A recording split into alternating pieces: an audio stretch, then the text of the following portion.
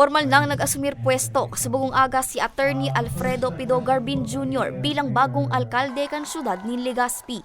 Antesan pagtukaw pinanginutan ni punong barangay asin ABC President Hisham Ismail ang pagpapanumpa sa bagong alkalde na pigkondusir sa Legazpi City Hall. Presente sa seremonya ang pamilya ni Garbin, Vice Mayor Bobby Cristobal, PNP Bicol Regional Director Police Brigadier General Andre Dizon asinan sa iyang mga suportadores. Sa ating desisyon, pinagsabi na tama sa desisyon kang commission on election. As in, dapat kita italaga bilang alkalde kang sa tuyang syudad.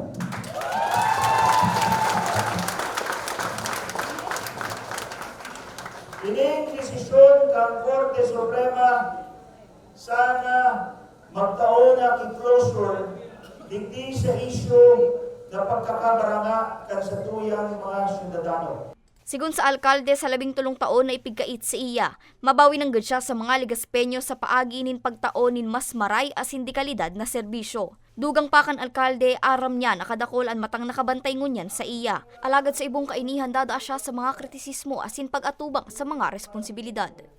Laom niya man na matuldukan na ang manlain-lain na issue asin tawanin lugar ang pagkakaburunyog. Akseptado ko na ini, nagabus babantayan man ako. And all the moves that I do will be in accordance with the rules and kumbaga what the law, kung anong pinapautot kang batas. Aram ko na ako babantayan man sa gabos na ano ko. And I welcome it. In fact, araw talaga ng serbisyo publiko. And I encourage everyone to be vigilant. Bantayan nindo ako, tanganing ma-improve ko ang sa kuyang serbisyo sa tuyang syudad.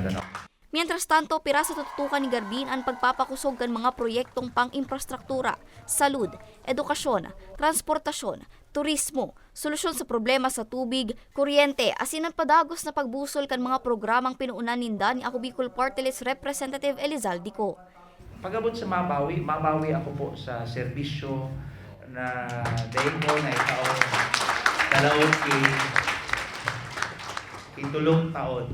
Mientras tanto, maninirbihan si Garbin bilang alkalde sundo sa Hunyo 30 sa masunod na taon. Para sa mga baretang Tatak Bicol, Angeline Dagta.